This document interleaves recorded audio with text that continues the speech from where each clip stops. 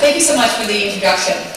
So what I want to do today is I'm going to talk to you a little about the technology careers that there are and where things are going.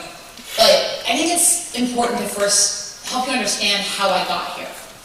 So what happened was when I was 15, this was, I was 14, this was about 15 years ago, so you can do the math, I'm 29. My mom sat me down for a little chat. My mother's chats were always a little bit scary, to be honest. And this time, she laid down a few ground rules. You know, I was just entering high school, I went to Episcopal Academy. Anyone here from the VA by any chance? Anyone? No? Anyway, so I was just entering high school, so she thought this is a good time to have a chat. Now, in my family, you know, the families might be about boys, whatever. In my family, it was about careers. And my mother told me that I had to take one computer programming class before I graduated high school. Didn't have to love it, just had to see what it is, see what I like about it. And now for some people it's kind of surprising that this was my mother and not, you know, my father who was so big into me starting to learn to code. But the truth is that I am far from the first woman in my family to be a little geeky. And it actually, believe it or not, started with my grandmother, who I just discovered this about 2 years ago. She was actually the first woman at Johns Hopkins in engineering, which is pretty cool. This was in, like, you know, the 40s, I think, maybe 50, I don't know, somewhere around there. But anyway, so, you know, this was pretty amazing because not many women even went to college at that time, and very few possibly did engineering. Obviously, you know, no one really did it. She was the first one there.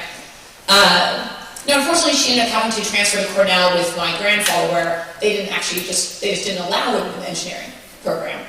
So instead, she got a math major, you know, took it a little soft there with her math major. But, you know, she thought, well, okay, they won't let me get a major. Whatever, I'm gonna take the classes anyway. So she was married to my grandfather at the time, just sat in all his classes. Everybody's like, why are you bringing your wife to classes? Meanwhile, she's like doing all their homework, and just personally like, who is this person with this fake name in my classes that's the top of the class but isn't actually in the class? So that's my grandmother. And she did basically higher engineering curriculum, and then graduated, started at an engineering firm, which she ran literally, I think, to the day she died. So that was my grandmother. She lived in a world where there were real obstacles, and her attitude was, meh, I'm gonna do what I want. And you know, she must have set a pretty good example because of her 4 daughters, 3 of them did engineering majors. That would be unusual now, but it was really, really unusual then. And of course, one of these was my own mother, and who did an electrical engineering major. I remember one time in college, I was taking something sort of in the electrical engineering department, didn't really like it, and I was like, why, Mom, why did you do this? She's like, someone told me it was the hardest. I'm like, right, okay, great. But anyway, so my mom, you know, things have relaxed, you know, from her mother's time, but things are far from exactly great then. She was at least allowed to have an engineering major, which is, you know, progress of sorts. So, you know, a good example from my mother's time was she was taking the, freshman year, she was taking a physics class. And her professor, after their first exam, said, the professor said he would like everybody in the class who got an A on the exam to stay afterwards. So after class, he goes and gathers, everyone who got an A is kind of sitting around saying, what's up, what's going on here? And he gives this very inspirational speech about, why engineering is great, why they should all do engineering curriculums, why, they've all proved that they have the quantitative skills and intelligence to really, really excel in engineering, and this is what, they should do, blah, blah, blah. And then so he kind of finishes his speech, everybody gets up. He's like, oh, Kathy, obviously I wasn't talking about you. I just said, not you. So this is my mom's time. It's pretty classic. She had a lot of other stories. One professor who would call everybody Mr. Johnson, Mr. Smith. She was girl. But, you get through it, and she kind of said, this isn't, this isn't right, this isn't fair, but I'm gonna go do what I want. And so she graduated with an engineering major, actually went and got her PhD, and she's now in the Philadelphia area and launching medical device company number 4. So the point here is you can do a lot, and you can do what you want.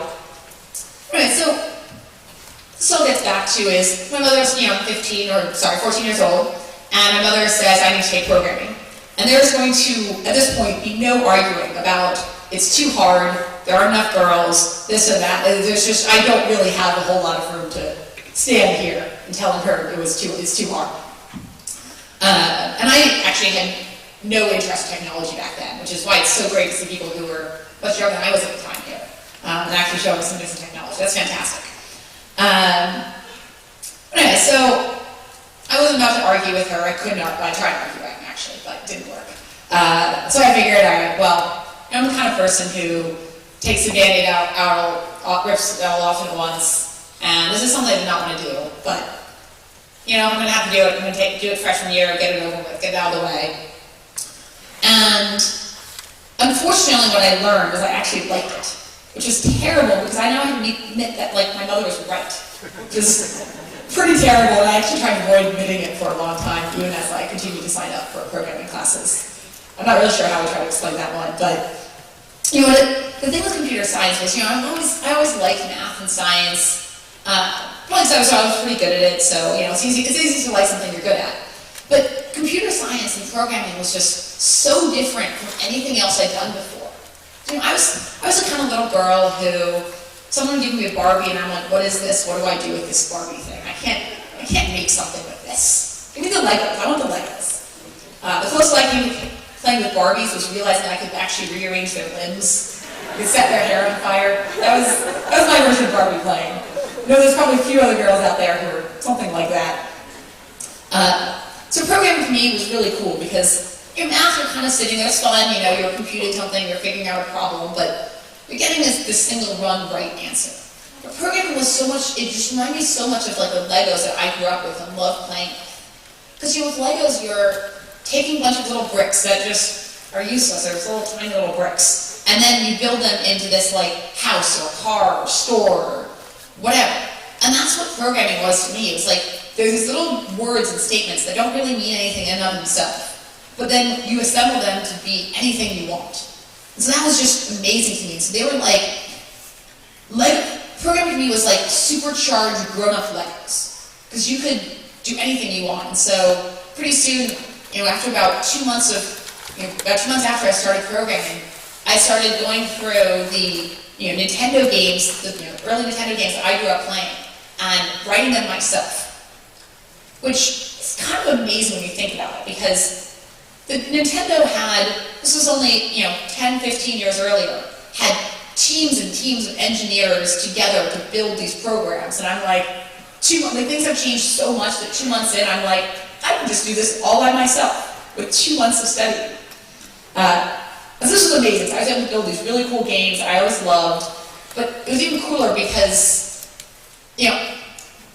when I was building a Dr. Mario game and this old Snakes game, but now they've got the rules, because I was building myself, went by my own rules. And so I built my own rules, I built my own little levels, and so this was just really, really, really cool to me. And that's really why I fell in love with it, because I loved the feeling of being able to create and build something. Now, if you fast forward, most of my non-techie friends, I do unfortunately hang out with a couple non-engineers. But they're all in what you'd call analytical roles. And what this means, they basically sit at their desks all day, they analyze financial reports or market data, they look through, sift through tons and tons of numbers. As far as I'm concerned, I'm pretty sure their entire job is in Microsoft Excel and PowerPoint. And don't get me wrong, the world needs those too. I don't want to offend all the parents who that is their job, Excel and PowerPoint, there. But, the thing is, and I taught this in business school too, almost every single person is I really wish I'd gotten a technical or engineering degree. Because it's so, so, so powerful now. And what's so empowering about technology is that you're not just studying what's already there or finding answers to problems that we already know the answers to. You're actually building something new. You're not pouring through mountains of data. You're building something new, and you're an inventor, and you can do whatever you want. You have this immense power. So, as I said, I stuck with computer science through the rest of high school. and I started it through college, and there were definitely times when it was not always fun. I had some amazing professors, but every subject's going to have some not so good professors. There are aspects that I'm not really, of computer science I don't really like, but what got me through is that I found part of that I love, which is the building and creating part, and I knew that ultimately, if I stuck with it, I'd be able to do what I loved all day, every day, and that's amazing. But it wasn't just that. I knew that I would get these incredible opportunities. And I did, and the reason is that because when you're in a field that's growing and changing so rapidly, it just means that you're just going to have a ridiculous amount of opportunities available to you. So, summer after my freshman year, I got an internship at Microsoft. And this was, I'm not going to say that salary is the most important thing.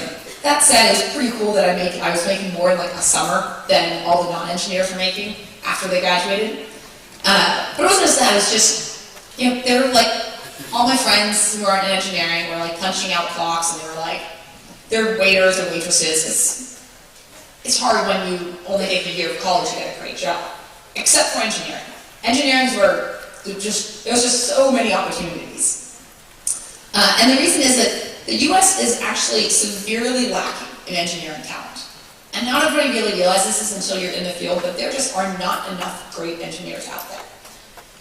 And that's why engineering, and particularly like computer science, is so highly paid. It's just, we don't have enough of them.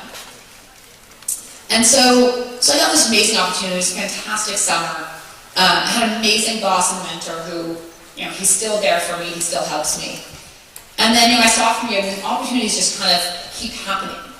Because my sophomore year, I got an opportunity to be a teaching assistant, which actually means I got to teach my own class. So I had my own section my sophomore year, teaching like 20 students, who, by the way, most of which were older than me. And the best part was my sister's old boyfriend was one of my students. My older sister's boyfriend, who I didn't like very much, was one of my students. That was really fun. But opportunities like this are just so much more common in engineering, because when you don't have enough engineers, the few that are there are going to get the great opportunities. And so what's happening right now is companies are just throwing everything they can at engineers. And so you've probably heard about Google and Facebook and these tech companies offering these ridiculous perks. So they pay really well, but they're also offering like free gourmet lunches and dinners and breakfasts and free sodas, on-site massages, really flexible hours. They let you, at most of tech companies, they let you bring your dog to work. Pretty neat. Cats, however, are not allowed, because cats do not play well with others, as I explained. However, one of my coworkers did bring a parrot to work. Apparently parrots are okay. Cats, no. Parrots, okay. But these tech companies, it's literally just perk overload, because they need to do everything they can to recruit like a couple of engineers out there. But really the true benefits of a tech career are it's not the money and the perks, that's great, but it's really just about this simple fact. You can swim further and faster when the tide is in your favor. And so I wanted to speak to you all today to tell you to really strongly consider technology and engineering careers. And I'm not just saying this because we need more women in engineering, though we really do need more women. It's not just because we need more people in engineering, though that's also true. But I'm also telling this for you because I truly believe that it's one of the best investments in yourself that you can make. The possibilities are truly endless. So when I graduated from school, I took a role as a software engineer at Google.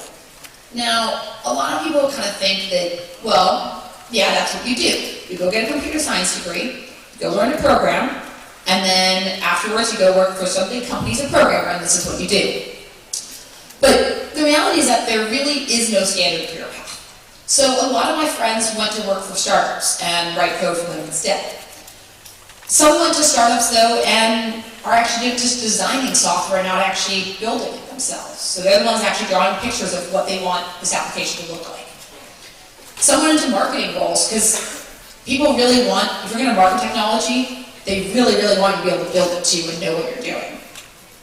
A lot of people went into roles, there's a popular role called program or product management, where you basically figure out what kind of software do customers actually want. And then, a bunch of my friends said they didn't want to code anymore, and they went to go work in things like banks on Wall Street or wherever. And the reason why they get those opportunities is that an engineering degree is like this, even if you don't want to be an engineer, it's like this stamp of approval on your resume that you're smart and you're quantitative. And everybody wants people who are smart and quantitative. And that's, even if you don't want to be an engineer, getting that degree or even just a lot of coursework in that will just help you immensely. So much of my friends also went off and a lot of them launched their own businesses. Some have failed and they picked themselves back up. And a lot have been really successful. A lot of people who failed became successful at their next venture. And they're now, their company's now been sold to Google or Microsoft or wherever.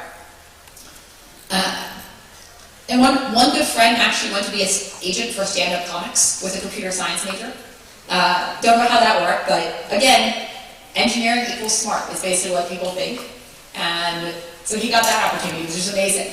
And a bunch went on to get their master's or PhD degrees, and they're working on being researchers or professors.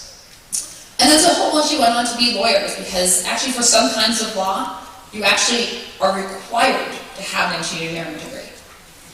The reason why these career paths are so diverse, and I'm only, by the way, 6 or 7 years out of college, and things are getting more diverse. So people are diversified pretty immediately with their careers, and it's getting more and more diverse as far as opportunities. But the reason why you get all these opportunities is that it's just easier to switch careers and to move up quickly when you have a skill that's so desperately in demand. So my friends are, some of them are, started out in exactly what coding roles, and a lot have switched careers and taken on bigger and bigger responsibilities. And I'm kind of in the lateral camp of having switched a little bit. And now I'm kind of this strange mix of a programmer, an author, and an entrepreneur. Kind of doing all three things. It's kind of strange, really. But let me tell you a little about what it was like at Google and what sort of our role was. So I worked on Google Chat, which I'm sure a lot of y'all use.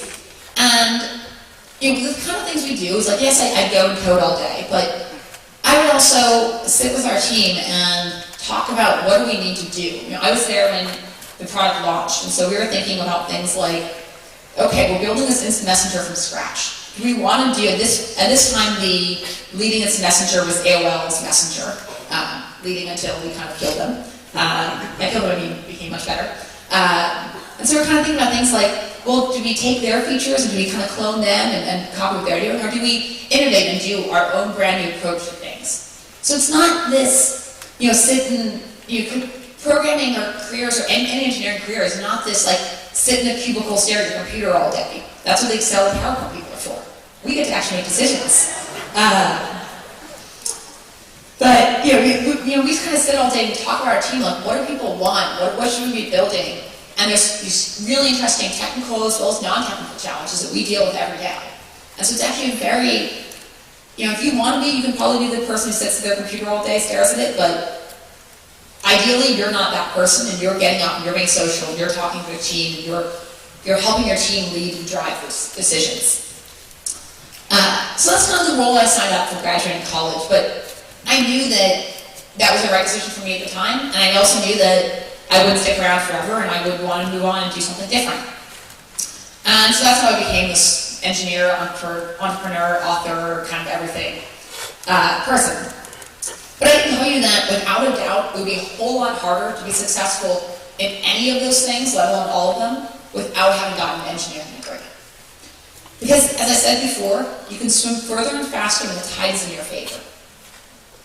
But really what I'm most excited for is the future. My future, your future, the world's future. So when we look at technology, it's increasingly the backbone of the world. You all use your iPhones to go text and send pictures. You go take pictures with your phone or your digital cameras, you upload them to Facebook or Flickr or wherever. You do your research, unfortunately, much to the chagrin of your teachers, using Wikipedia. You edit documents in a couple clicks, things that would take hours before. I just found out, people write emails and like sign their name and then write PS. I just found out that PS was invented back when people wrote letters because you couldn't go edit in the middle of it. That's why we have PS. I didn't know this. This may be common knowledge to the older people in the room, but I just found this out last week. I thought it was kind of cool. I'm going to try to identify as the young people now. But so, it's pretty cool. You can decide you want a song or a book or a movie or whatever, and within like seconds, you're like listening or reading or watching. That's amazing. And if you're anything like me, you might have even forgotten sometimes, and uh-oh, I need this product tonight. For me, it was like a couple weeks ago. I really need a USB stick.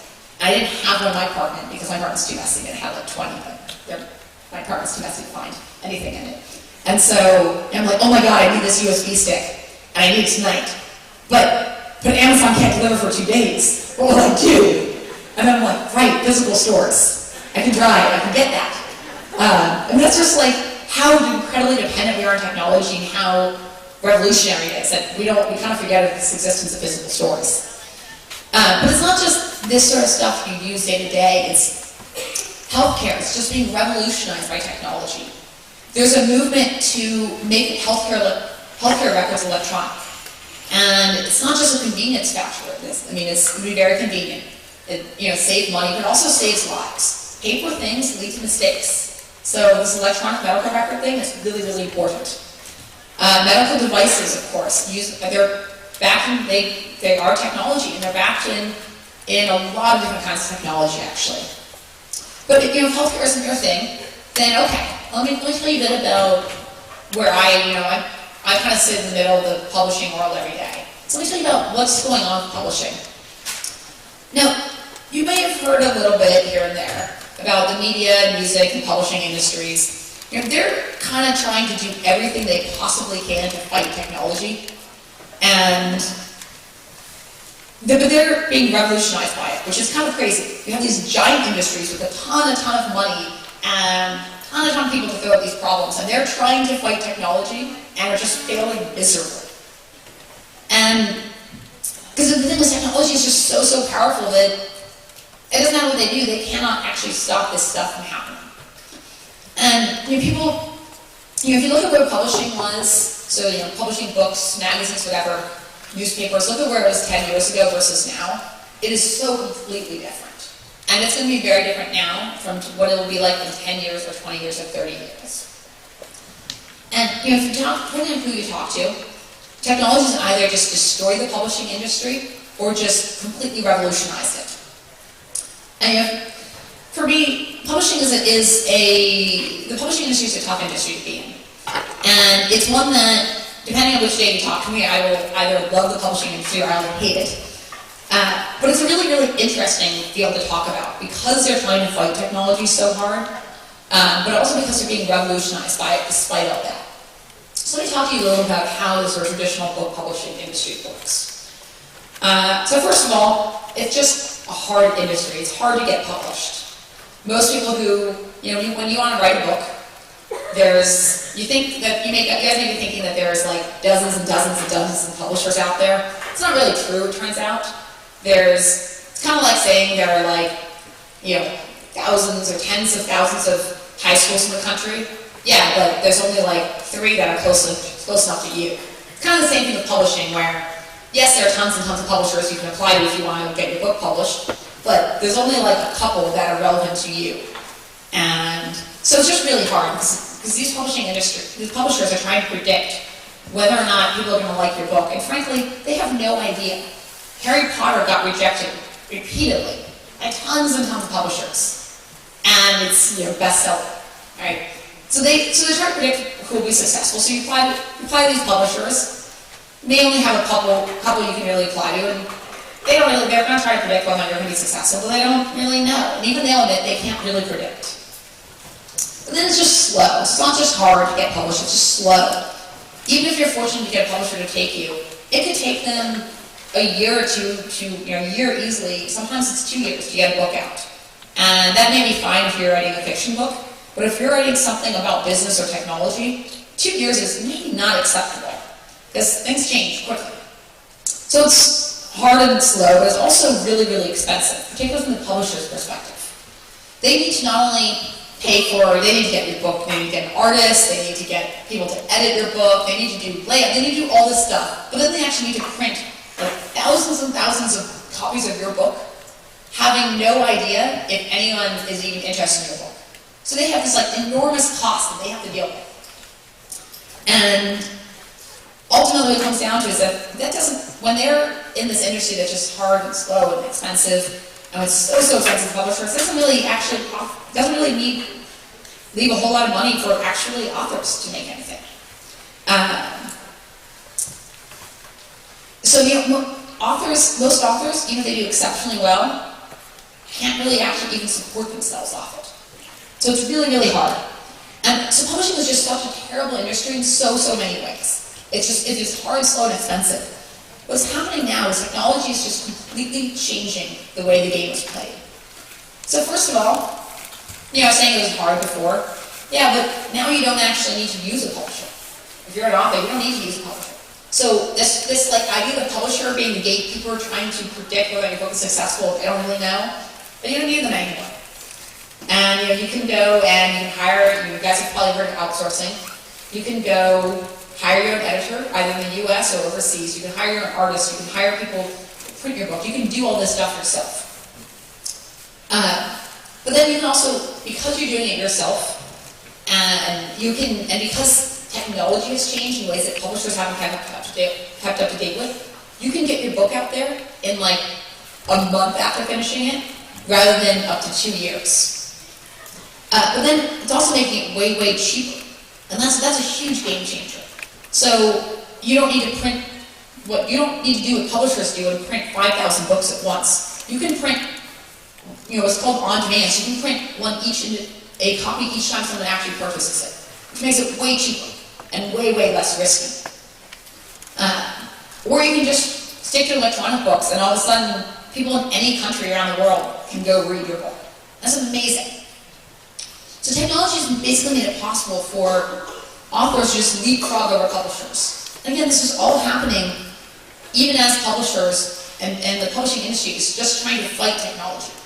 They're losing because you cannot fight technology. It's just too powerful. But it goes far beyond publishing. It touches media, education, healthcare, finance, law, even things like farming. Technology is having a huge impact on. Honestly, I cannot think of a single industry that has not been pretty revolutionized by technology. So, it's just making it possible for thousands and thousands of people to fulfill their dreams. So, you have self-driving cars. These things are pretty cool. This is sort of the long-term vision. These are very much being developed. I see them in California on the freeway, self-driving cars. Now they have drivers in them, like Google's the one leading this. They have drivers in them in case they malfunction. But I see them on the freeways driving by me. The person's just leaning back, chilling in the car. The car's just taking care of its, doing its own thing. But this is pretty amazing because you don't have to drive, so it makes your commute a lot easier. But it'll also actually make traffic faster. It'll actually reduce traffic largely because a lot of traffic happens because of people's mistakes. And so it'll cut out a lot of traffic. But it's so much more beyond convenience. It's also people who are disabled who can't drive a car.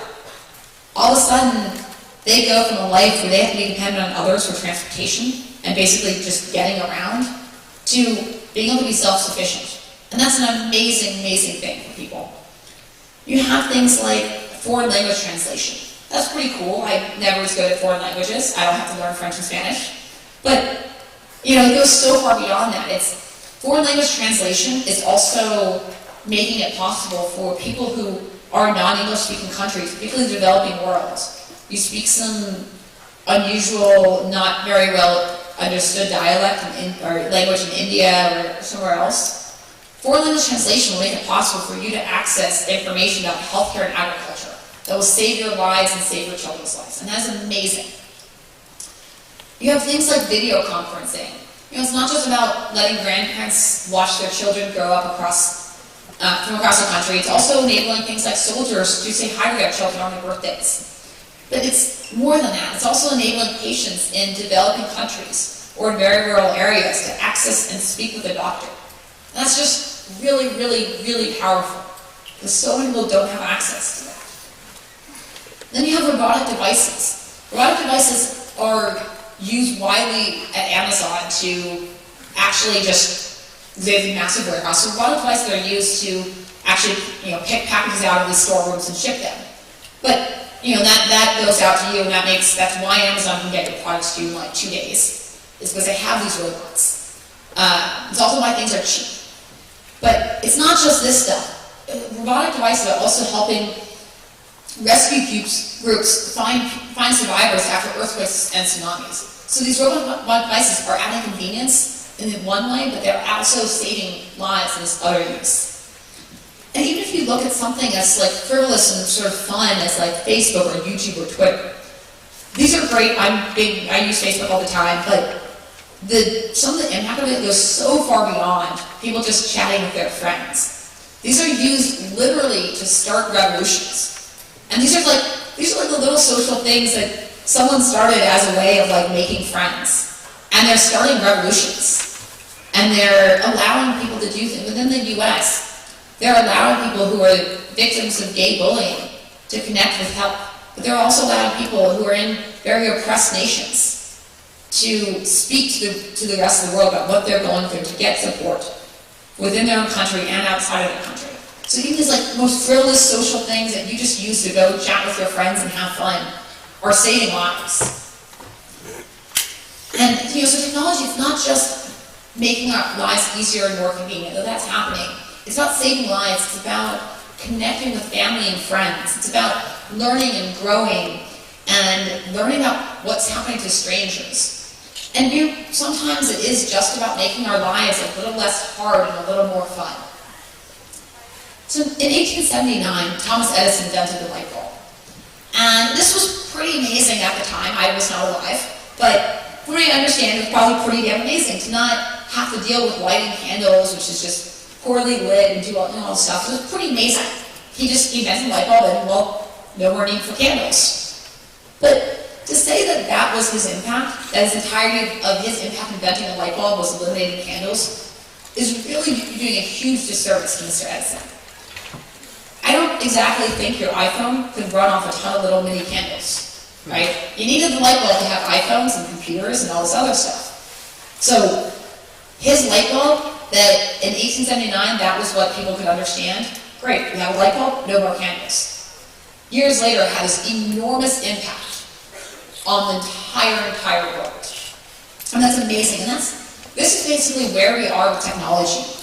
With the internet, computers, and mobile devices, we're really just scratching the surface. We're just starting to, if you think about long term, we've really only just started to invent mobile devices. Smartphones really only came into play in the last 5, maybe 10 years. We're just starting to make smaller devices, so we're really just scratching the surface. Major inventions are being invented now that 100 years from now people are going to say, wow, what if we hadn't had that random doodad invented? This is where we are. We're just sort of scratching the surface of where technology will go. And none of the stuff is going away. The pace of technology and innovation is really just starting. The pace is huge, it's accelerating rapidly. And we can honestly just only guess at where things are going. People at Thomas Edison's time could not have said, great, we have a light bulb, but now we're going to have computers. Because they don't know what those are, they wouldn't understand it. And this is where we are.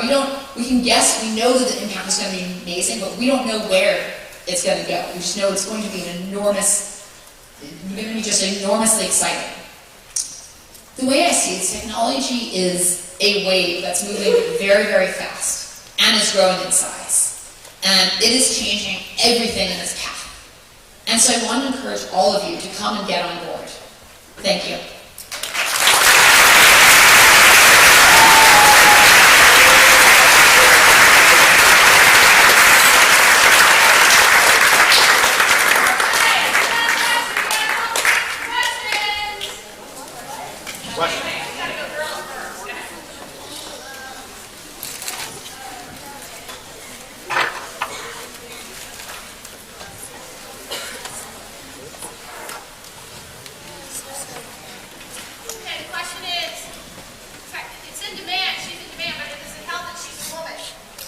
So it's a great question, and if you look at my blog, you're going to see a lot of things.